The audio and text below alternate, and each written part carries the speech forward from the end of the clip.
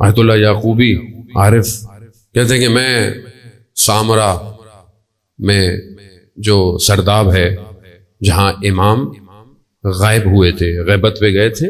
آپ کو پتا ہے کہ ویسے سارے حرم اہل بیت کے گھر ہیں، امام زمانہ کا گھر کہاں ہے؟ جو اصل گھر ہے. ویسے تو امام ہر جگہ ہے، پوری زمین امام کے لیے، لیکن جو گھر ہے آخری جسے آپ کہہ لیں وہ سامرا ہے. سامرا میں جو حرم ہے وہ امام زمانہ کا گھر ہے. امام اسی گھر سے غیبت پہ گئے، اور خدا ہم سب کو وہاں کی زیارت نصیب فرمائے. بہرحال جب آپ امام کے گھر جائیں تو آپ کہہ سکتے ہیں مولا آپ کے گھر آیا ہوں، اور گھر سے کوئی خالی ہاتھ نہیں جاتا. عزیزان محترم، وہ آیت اللہ یعقوبی کہتے ہیں کہ میں نیچے گیا سرداب میں جہاں سے امام غائب ہو گئے تھے. غیبت میں غیبت صغرا، پھر غیبت کبرا، اور ابھی غیبت کبرا چل رہی ہے. بعض اساتید کہتے ہیں کہ ظہور صغرا ہو چکا ہے، ظہور کبرا کا ہم انتظار کر رہے ہیں. لیکن کچھ لوگوں کے لیے ظہور امام کا ہو چکا ہے. ہر بندے کے اپنے اندر صلاحیت ہے، جتنے اپنے آپ کو اوپر لے آئے گا امام کو دیکھ لے گا. دیکھنا کمال نہیں ہے. مجھے بھی کل بھی کسی نے خط لکھا، مولانا صاحب کوئی میں اپنے امام کو کام کرنا چاہتا ہوں. اچھی بات ہے، امام سب امام کے لیے کام کر رہے ہیں. مولانا صاحب میں امام سے ملنا چاہتا ہوں، مجھے کچھ بتائیں کہ میں امام سے کیسے ملوں. عزیزان محترم، اچھی بات ہے، انسان کے دل میں تڑپ ہونی چاہیے، امام کی زیارت، امام سے ملاقات تڑپ ہونی چاہیے. لیکن اصل ہدف ابھی فلسفہ غیبت یہ ہے کہ امام کی اطاعت کرو، اطاعت کرو. امام سے ملیں اچھی بات ہے، لیکن ملنے کے بعد کیا کریں گے؟ التماس دعا، التماس دعا، ہاتھ چومیں گے؟ نہیں، اطاعت. بے شک تم ملنا چاہو، لیکن ایسے بنو کہ امام خود تم سے ملنا چاہے.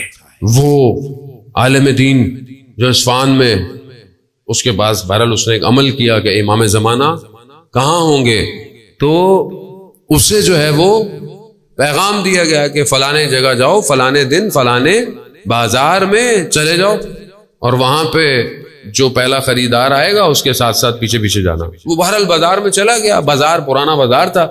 دیکھا تو ایک بوڑھی عورت آئی اور اپنا جو ہے وہ ایک پرانا سا جو بہرحال دیکھ ٹائپ کا تھا کچھ تھا وہ لے کر آئی بیچنے کے لیے، اس کو ضرورت. ایک دکان پہ گئی، اس نے اس کی قیمت لگائی اتنی ہے، اس زمانے کی جو بھی کرنسی تھی، کہا 4 دینار یا پتہ نہیں 2.5 دینار.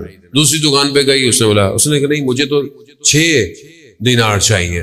اس نے بولا نہیں یہ تو بہت زیادہ ہے. ایک اور دکان پہ گئی، اس سے پوچھا، اسے کہنے لگی کہ مجھے 6. کہا کیوں؟ کہا بہرحال مجھے ضرورت ہے، میرا بچہ بیمار ہے اور مجھے اس کے لیے دوا چیزیں خریدنی ہے. اس نے کہا، اس نے بولا میں تمہارا یہ برتن بہت قیمتی ہے، اس کی قیمت 6 نہیں ہے، اس کی قیمت تو 10 دینار ہے. کہا کیا؟ کہا ہاں یہ لو جاؤ. وہ شخص جو امام کو ڈھونڈ رہا تھا، جس کو بھیجا گیا، وہ دکان میں، تم اچھے کاروباری آدمی نہیں ہو. کہا پورا بازار اسے 2-2.5 دینار میں بیچ رہا ہے، تم نے اس کو 10 میں بیچ دیا. کہا تمہیں آتا ہی نہیں ہے سودا کرنا. کہا نہیں، تمہیں نہیں پتا سودا کسے کہتے ہیں، میں نے یہ نہیں خریدا، میں نے کچھ اور خریدا ہے. میں نے یہ نہیں خریدا. کہا اس کو ضرورت تھی دوائی یہ وہ. پھر ظاہر ہے اگر اس کا بچہ بیمار ہے تو اسے کھانا پینا بھی چاہیے، کچھ دن مریض ہے گھر میں رہے گا. پھر اسے آواز آئی عالم کو، دیکھو ایسے ہو جاؤ، تمہیں ہمیں ڈھونڈنے کی ضرورت نہیں ہے، ہم خود آئیں گے تمہارے پاس. یہ جو آج ہم کہتے ہیں مولانا 40 دن کا کو وظیفہ دے دیں، امام سے ملنا ہے، امام سے ملنا ہے. آپ اپنے عمل کردار ایسا کریں، امام خود، اور امام کی توجہ ہوتی ہے بندوں کے اوپر. اگر ہم اپنے امام کو خوش نہیں کر سکتے عزیزان محترم، تو اپنے اعمال سے امام کو رولائیں مت. بس جمعے کا دن تھا، اس لیے میں نے بہت زیادہ فورسفل وقت کے امام کی گفتگو کہ ایک دن تو امام کو یاد کریں. اور وہ امام کے جو تنہا ہے، ہم تو اٹھ کے گھر چلے جاتے ہیں گھر والوں کے ساتھ، وہ کب سے انتظار کر رہا ہے.